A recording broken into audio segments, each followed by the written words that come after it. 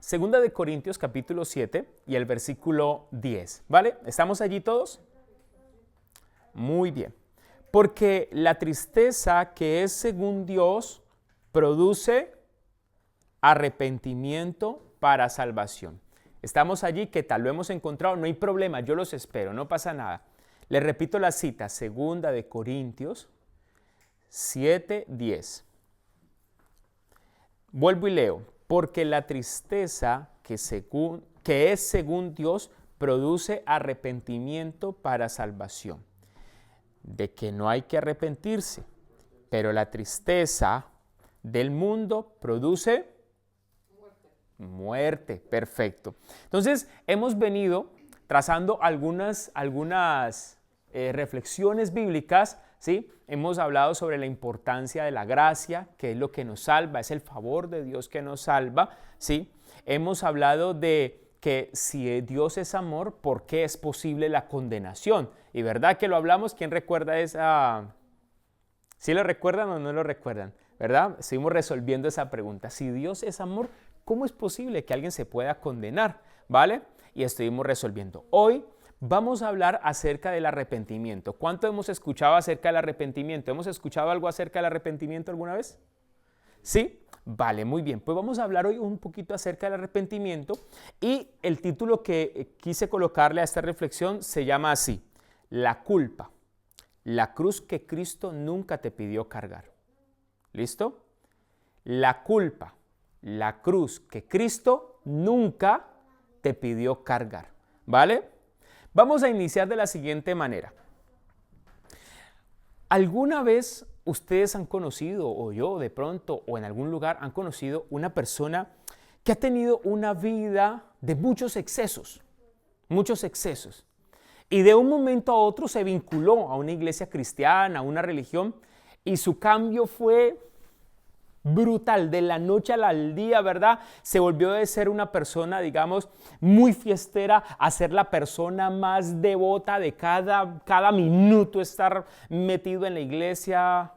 ¿Han llegado a conocer ese tipo de ejemplos? Una persona que pasó de la noche al día en un segundo. ¿Listo? En un segundo. Y eso, a la verdad, que uno diría, eso está muy bien. ¿Sí? Porque en realidad el cristianismo y el mensaje de Dios sí nos confronta en nuestro corazón para un cambio, claro que sí. Sin embargo, yo quiero que reflexionemos por un minuto de que no todos los cambios que se dan por la razón correcta. ¿Listo? Y lo importante, hay un versículo en la Biblia que lo iremos aprendiendo poco a poco, que dice así: el que creyere y fuere bautizado, ese será salvo, ¿vale? ¿Qué quiere decir eso? ¿Que el que se bautiza es salvo? No. Quiere decir que el que cree y después se bautiza. Porque no es bautizarme porque sí, es bautizarme porque ya hubo una creencia, una convicción, un encuentro personal con Dios. ¿Sí me estoy haciendo entender? Es decir, si yo no tengo esa convicción, ese primer encuentro con Dios, el bautismo será como irme una tarde al lago aquí a Rocha a bañar, ¿verdad? Porque no significa, o sea, la clave no está en el agua, no está en la hora del día, sino que la clave está en mi convicción, en mi fe, ¿vale? Por eso la Biblia dice: el que creyere y fuere bautizado, ¿sí? Entonces, fíjese que el bautismo es válido si la persona lo asume con la condición correcta, ¿vale? Asimismo, en el mundo cristiano, los cambios son válidos, pero cuando se hacen por la razón correcta. El arrepentimiento es correcto. ¿Qué es lo que no es correcto? La culpa. Por eso el tema de hoy es la culpa. Una cruz que Cristo nunca te pidió cargar. Una cosa es arrepentirse y otra cosa es sentirse culpable. Eso es otra cosa distinta. Vamos a pensarlo de la siguiente manera. Quiero darle un último ejemplo para ya pasar al desarrollo de los puntos. Yo tuve un caso un caso muy lejano, donde la persona que se había entregado al Señor, en este caso era una chica, la verdad que dio un cambio, fue muy rápido. ¿Sí? O sea, es decir, llegó, digamos, por decir algo, este fin de semana, llegó la primera vez, la segunda vez el segundo fin de semana, y qué sé yo, a la vuelta de un mes, se vestía, hablaba, se comportaba como una persona que llevaba años en el ambiente cristiano. Y todos estábamos muy contentos. Personalmente yo decía, oiga, qué cosa más espectacular, o sea, qué cambio, porque al final, a veces los pastores y a veces las iglesias buscan eso, como el cambio, necesitamos ver un cambio, ¿verdad? Ver un cambio. Y eso a todos nos llenó de mucha alegría. Pasaron unos meses, diga usted unos 6 meses. La chica estaba muy bien, muy contenta, todo. Un día me pidió hablar conmigo. Me dijo, Andrés, quiero hablar contigo y esto y lo otro. Y yo, sí, pues, ¿verdad? Quedamos en una cita y hablamos. Y ese día me invitó a su casa, estuvimos allí, estaba también allí su esposo, estaba su suegra, todos eran creyentes, todos pertenecían a la misma congregación. Entonces ella me va soltando la siguiente frase, mire lo que me va diciendo. Ya les planteé como la visión, ¿no? ¿De quién es? ¿De quién es? Y me dijo, Andrés, no vuelvo a la iglesia. Yo me quedé. Claro, eso fue algo para mí porque yo pensaba otro tipo de problemáticas, ¿sí? Como estoy pensando hacer esto, estoy pensando un proyecto, estoy pensando proponer esto, ofrecerme para esto en la iglesia. No, pero de entrada fue, no quiero volver. Entonces yo empecé a preguntarle cositas, ¿qué pasó? ¿Qué no te gustó? ¿Qué fue esto y lo otro? Entonces me empezó a contar y me dijo, y me señaló en ese momento, fue un momento, de esos momentos que uno queda como, ay Dios mío, ¿yo qué hago aquí? Sí, me señaló a su suegra, se veía que estaban teniendo como un poco de conflictos allí en casa y me señaló a su suegra y me dijo, es que yo ya no me la aguanto a ella. Sí. Porque mire, voy a comprar ropa y ella tiene que ir conmigo porque ella es la que me elige la ropa. Y entonces empecé yo a entender que los cambios que ella había tenido no eran por la convicción de ella, sino porque la suegra iba con ella. Y claro, la suegra era más antigua en el cristianismo y entonces empezó a forzar ese cambio. ¿Me estoy haciendo entender? A decirle, tienes que comprarte esto, tienes que ponerte esto, tienes que hacerte esto. Y ella me empezó a contar toda una cantidad de cosas y al final fíjese lo que me llegó a decir. Me dijo, es más, Andrés, yo creo que ni siquiera me hice bautizar porque quería entregarme a Dios. Me bauticé porque quería quitármela a ella de aquí de encima. Ya no me la aguantaba diciéndome que me bautizara. Y eso ya fue algo grave. Porque claro, la Biblia dice un Señor, una fe y un bautismo. Y si ella estaba dudando de su paso de fe, porque ella sentía que no lo había dado por una convicción personal, sino por una presión ejercida de otra persona, ya ella estaba colocando en duda su propia relación con Dios y el hecho de por qué se había entregado. Y aquí es donde quiero decirles de que fíjese lo que ese día yo aprendí, de que hay cambios muy buenos, pero no todos los cambios que son tan buenos a veces se dan por la razón correcta, ¿sí? Tocó obviamente hablar con ella, tocó hablar con la suegra, tocó hablar, ¿verdad? Y es que a veces en el mundo cristiano nosotros queremos como ayudarle a la gente, a que la gente como que, ¿cierto que sí? Como que sea más cristiano y empezamos a presionarlos y a tal punto de que la gente se va sintiendo es como presionado, como aburrido, como que el cristianismo es una camisa de fuerza, que si me encontré a Andrés en la calle, que mira que me... No, y es que el cambio así no debe de darse. ¿Estamos de acuerdo todos aquí? El cambio debe de ser, si algo va a cambiar en mi corazón, va a cambiar es porque mi relación con Dios me está llevando hacia ese cambio, pero no porque otra persona me lo tenga que imponer. Y una de las razones que impone en nuestro corazón a veces un cambio es la culpabilidad. Y necesitamos entender eso para poder saber cómo relacionarnos con Dios. ¿Sí? Arrepentirnos no es sentir un peso de culpabilidad. ¿Sí? No es que digamos un ejemplo, qué sé yo, no sé, algún exceso de nuestra vida, que uno diga, ¿No le ha pasado a usted a veces? No nos ha pasado, creo que a todos nos ha pasado, cuando nos sentimos culpables por algo, esa culpabilidad nos lleva a un cargo de conciencia, ¿cierto? Que ahora ese cargo de conciencia nos hace trabajar el doble. Por ejemplo, vamos a ponerlo lo más sencillo. Estamos haciendo una dieta. ¿Listo? Estamos haciendo una dieta, cuidándonos del peso. Oiga, y ese día salimos con unos amigos, oiga, se nos fue la cabeza y nos metimos una comelona. Ese día violamos todos los límites de la dieta, nos olvidamos de la dieta, ¿verdad?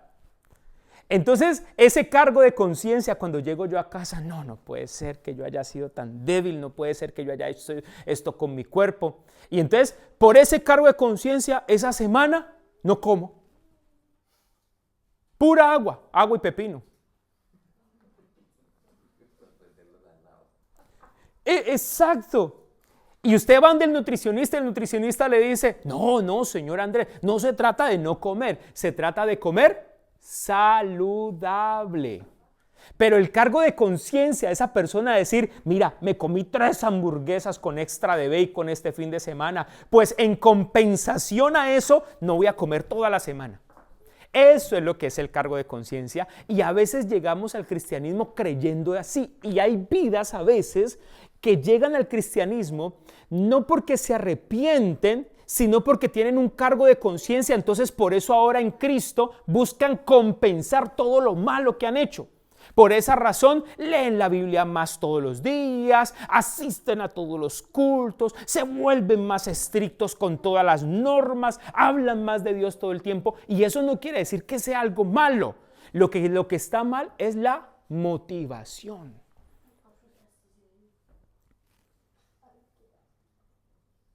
¿Sí me estoy haciendo entender? Una cosa es cuando tú comes agua y pepino porque dices, me estoy cuidando, me siento sabroso, me siento bien. Y otra cosa es cuando tú comes agua y pepino porque te sientes culpable por las hamburguesas que te comiste ayer. Porque no estás disfrutando esa agua y ese pepino. Estás pensando en la deuda que creaste ayer. La persona que lo hace con la razón correcta, mira, se come esa agua, ese pepino, delicioso, lo disfrutó, no está molesto. El que se siente culpable siente el cristianismo como una camisa de fuerza, una imposición. ¿Listo? Vamos a mirar unos ejemplos bíblicos y con esto vamos a sacar nuestros puntos y vamos a entender un poco algunas visiones de la Biblia acerca de este tema de la culpabilidad. ¿Estamos todos aquí? Vale. Voy a lanzar un primer término a ver si lo hemos escuchado. ¿Alguna vez han escuchado el término expiación en la Biblia? ¿Sí? ¿Para quién es la primera vez? Levante la manito. Expiación, la primera vez que la escuchan. Expiación, muy bien, no pasa nada. De eso se trata, estamos aprendiendo. Vamos a leer Levítico 16. Leamos Levítico 16. El versículo 3. Acompáñenme allí y vamos a leer Levítico 16.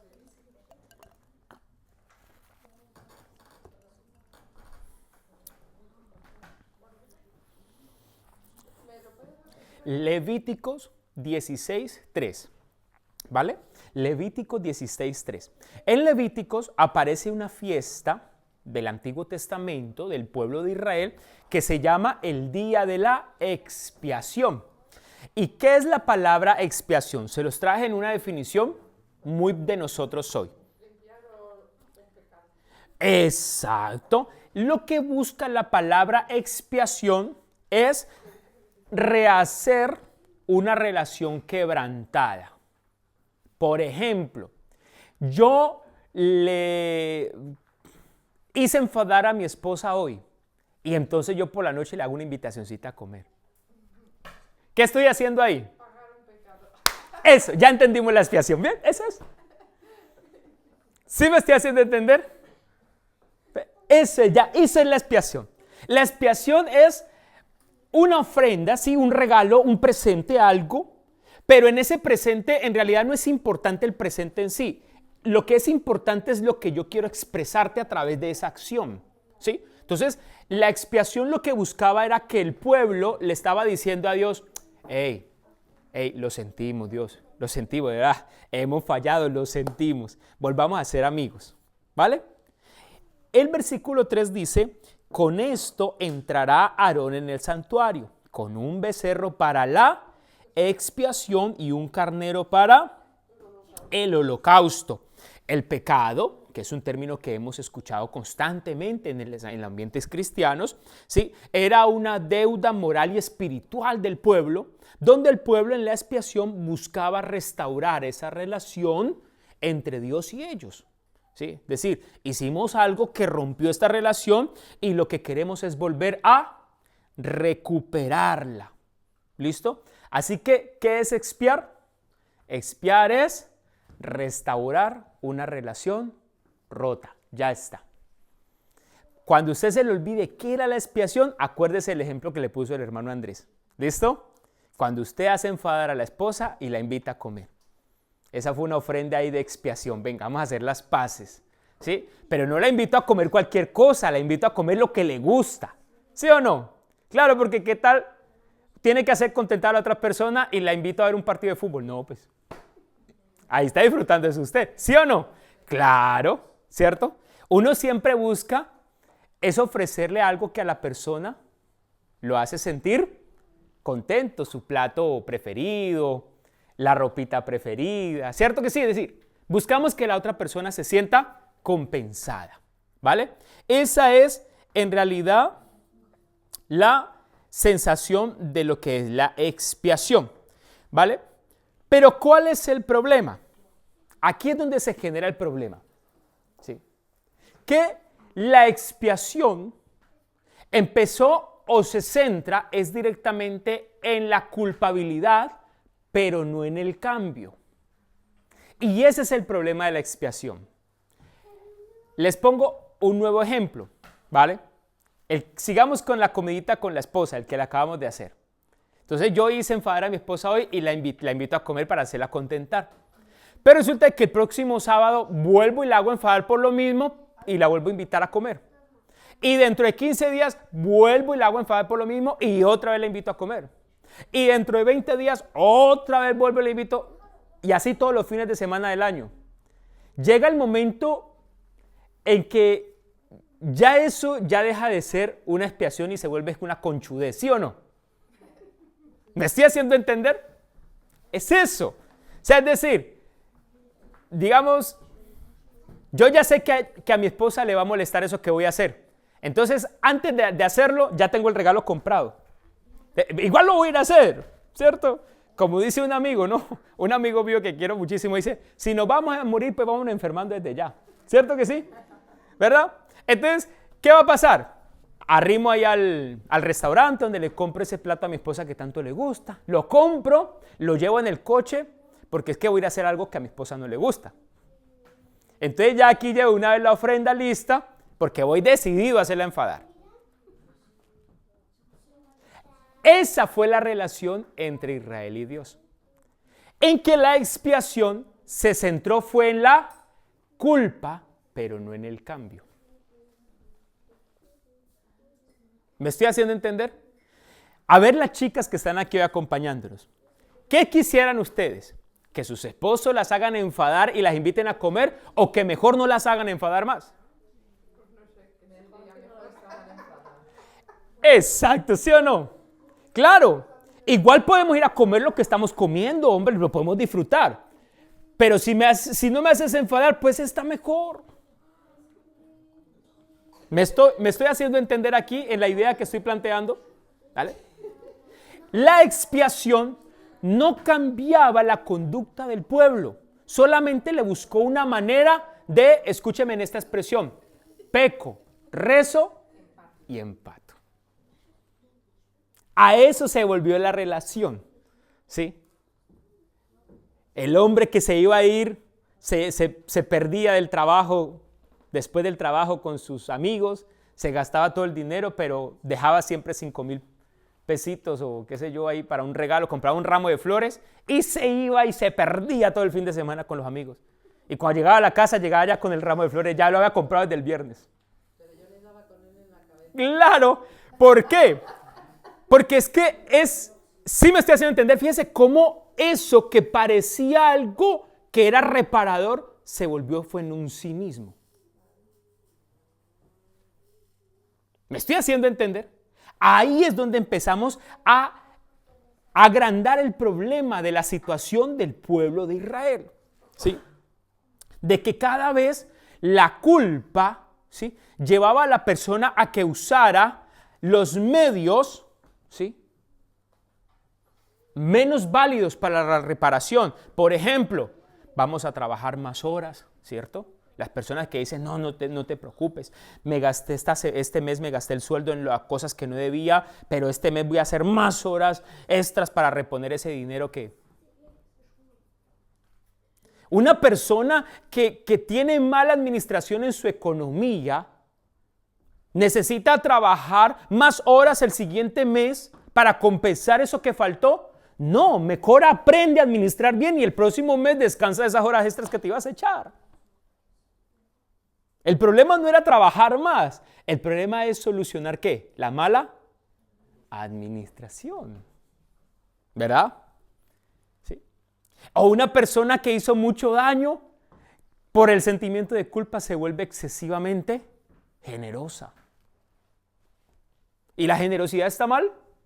No está mal. Pero la culpabilidad es lo que no está bien.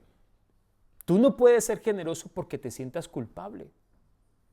¿Verdad? ¿Sí? Nos sacrificamos más de lo necesario, ¿cierto?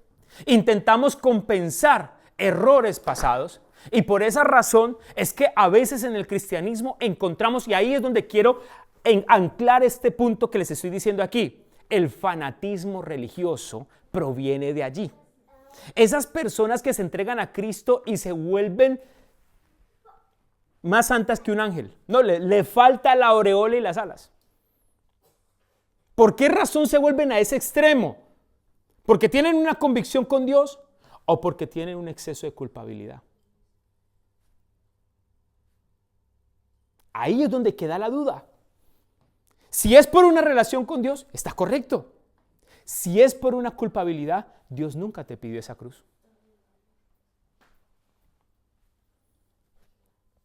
Es que cuando Dios vino a tu vida, no te vino para pedirte de que si antes te ibas de fiesta, ahora vayas más a cultos.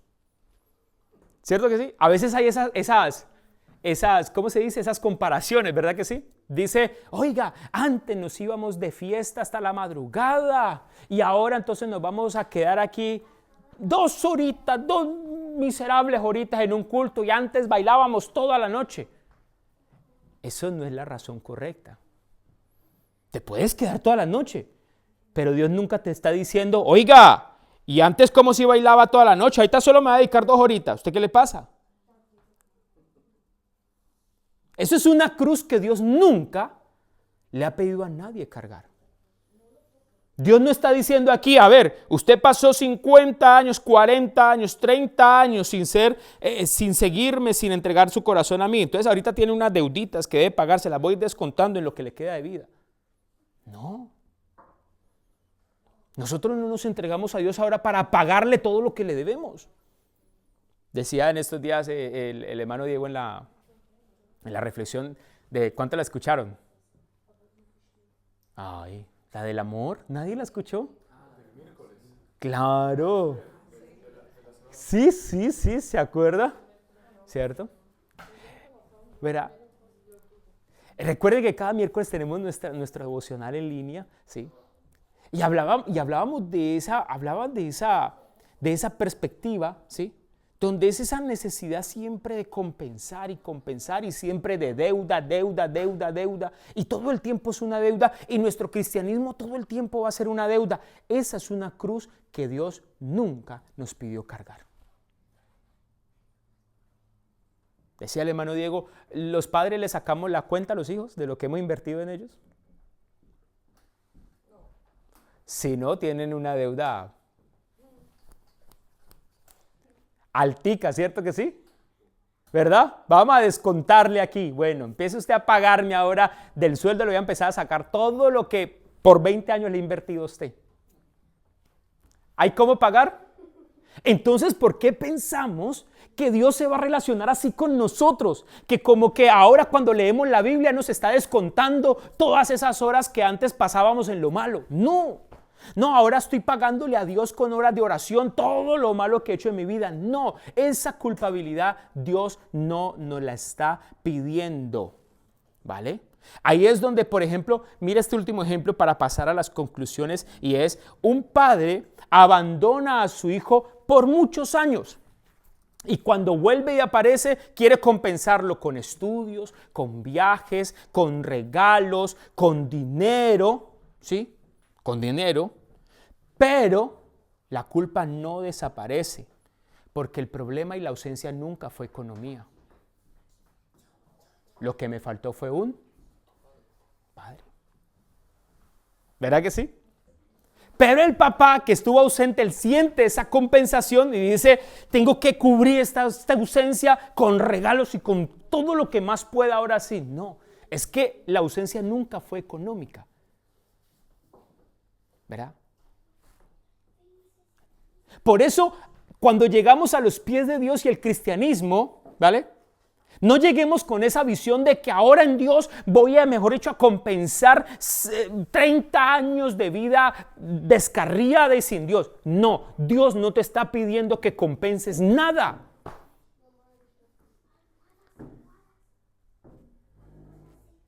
Porque Dios nunca ha necesitado nada de lo que nosotros hacemos para ser Dios. Entonces, ¿qué le vamos a compensar? Nada. Recuerde las palabras que él le dijo a la mujer. Solamente de aquí en adelante, vete y no lo hagas más. Ya está. En vez de pensar en el pasado, Jesucristo está pensando en él. Exacto. La culpabilidad siempre te lleva al pasado y el arrepentimiento te lleva siempre a pensar en el futuro. Leamos este versículo y vamos a sacar nuestras conclusiones. Salmo 51, versículo 16, es un salmo que nos gusta a nosotros mucho. Inclusive el ministerio élite. ¿Quiénes conocen el ministerio élite? Élite. Mano de sí. Ministerio musical élite. Claro que sí. Los invito a que se suscriban al canal.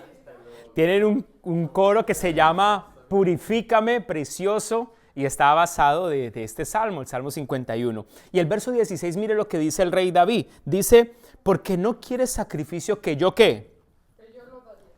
No quieres holocaustos. Los sacrificios de Dios, ¿cuáles son? Y termina diciendo, al corazón ¿qué? ¿No qué?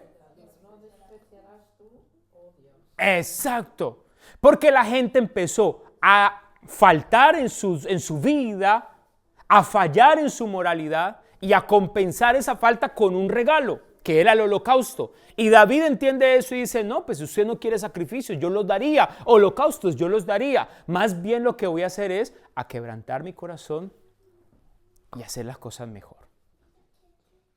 Ya está. Dígame, los que estamos aquí, ¿podemos devolver el tiempo? ¿Podemos volver al pasado y reparar lo que hemos hecho mal? ¿Verdad que sí? Y escúcheme, ¿hemos tenido desaciertos en nuestra vida?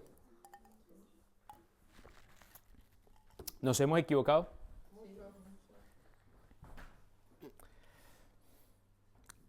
No nos queda de otra sino levantarnos y seguir viviendo. ¿Y ustedes creen que el cristianismo es venir a Dios para que Dios nos esté reprochando nuestro pasado toda la vida? Sí, por tu culpa, porque tú fuiste un... O sea, todo el tiempo. Hermano, lo espero aquí el próximo culto, porque usted era muy rumbero, muy fiestero, aquí el próximo culto. No me condiciones por lo que yo fui. Es que yo sí quiero una relación con Dios. Pero lo que no quiero es sentirme culpable toda la vida. Y Jeremías lo entendió, y este es el último versículo que vamos a leer en esta tarde, y quiero que por favor le pongamos mucha atención, porque mire lo que Jeremías dice, es algo muy fuerte. Jeremías 7:21.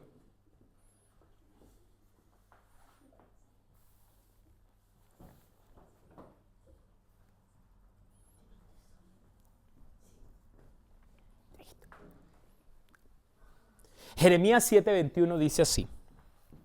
Cuando lo tengan allí, quiero que lo miremos de verdad, verdadcita, atentos allí. ¿Lo tienen allí? Cuando todos lo tengan, lo leemos. Jeremías 7:21. ¿Estamos? Se lo leo para todos. Así ha dicho Jehová de los ejércitos, Dios de Israel.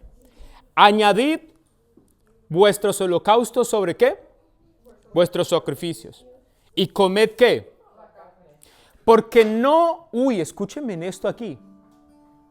Porque no hablé yo con vuestros padres, ni nada les mandé acerca de qué. ¿Y de qué? Cuando los saqué de la tierra de Egipto. Según y para Jeremías, Dios nunca les pidió a ellos sacrificios. Eso es algo muy fuerte. Porque si usted ve todo el Antiguo Testamento, Levíticos, Éxodo, Deuteronomio, todo está lleno de sacrificios y sacrificios y sacrificios y fiestas de sacrificios. Y Jeremías, en su comprensión de Dios, él llega al punto de decir, Dios nunca les mandó a ustedes eso.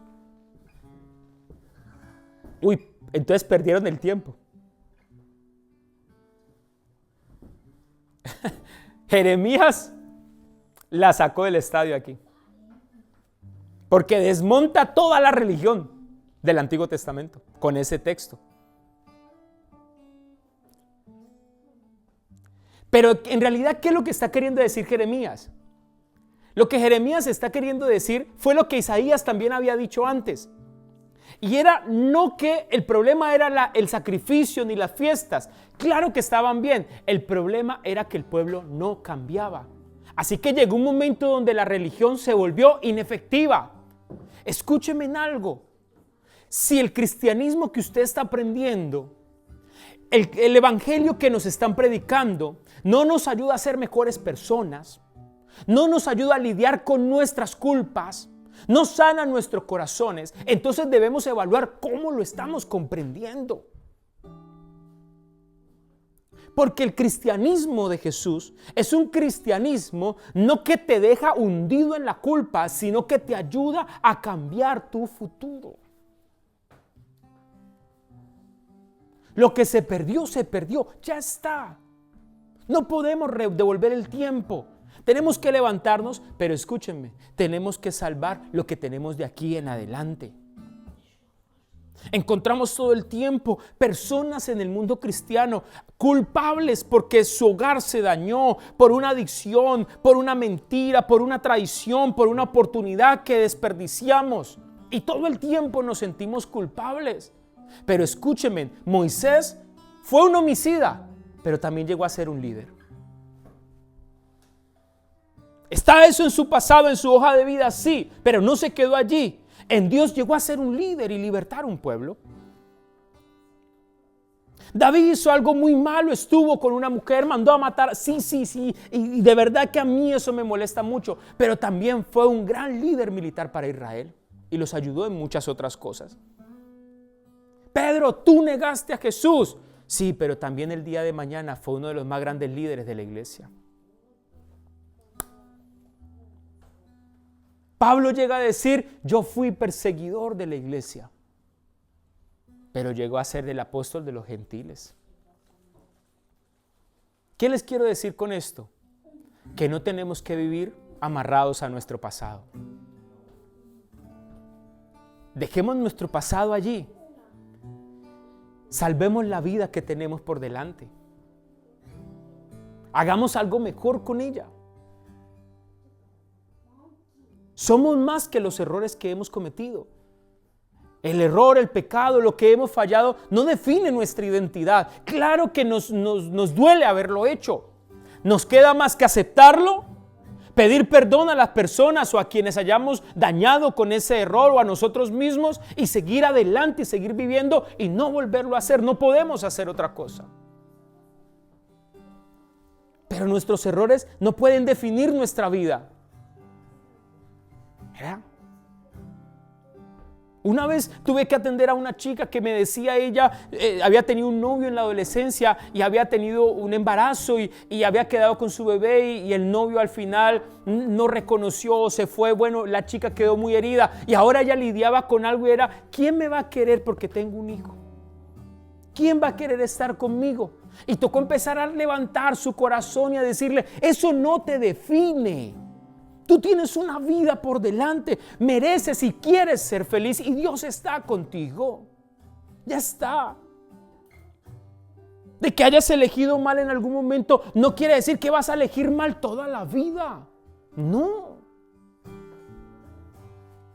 Vuelve a intentarlo, te va a salir bien, porque ahora Dios está contigo.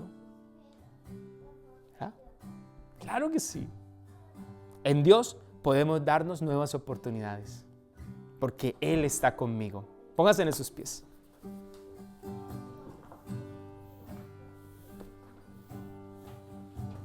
Volvamos a aprender, volvamos a creer, volvamos a obedecer, volvamos a amar, volvamos a servir, volvamos a caminar con Dios. ¿Verdad? No estamos aquí porque somos culpables. Lo que hicimos con nuestra vida y lo que hemos hecho hasta hoy, para bien, para mal, no lo podemos devolver, pero sí podemos decidir qué vamos a hacer con nuestra vida de aquí en adelante. Y eso es el arrepentimiento. El arrepentimiento no es una ofrenda de expiación. Dios no quiere nada que le demos a cambio para ponerlo contento. Dios solo quiere que nos vayamos y no lo hagamos más. Ya está. Como decía el hermano Diego en el devocional, Dios quiere que seamos amor, que lo logremos, que seamos felices. Como cuando nuestros hijos se tienen que ir de casa. No me ha llegado a mí el momento. Y me mira mi hijo en la puerta, papá, ¿cuánto te debo por todos estos años? No, hijo, no me debes nada, solamente lógralo. Quiero que seas feliz. ¿Verdad? Es eso. Es hablar con Dios y decirle, Dios mío, ¿cuánto te debo por el sacrificio en la cruz del Calvario? No me debes nada. Solo quiero que de aquí en adelante seas feliz. Lógralo. Sé feliz. Vuelve a intentarlo. Lucha por tus sueños. De aquí en adelante no vas a estar solo, vas a estar con Dios. Cerremos nuestros ojitos y demos gracias a Dios por su palabra.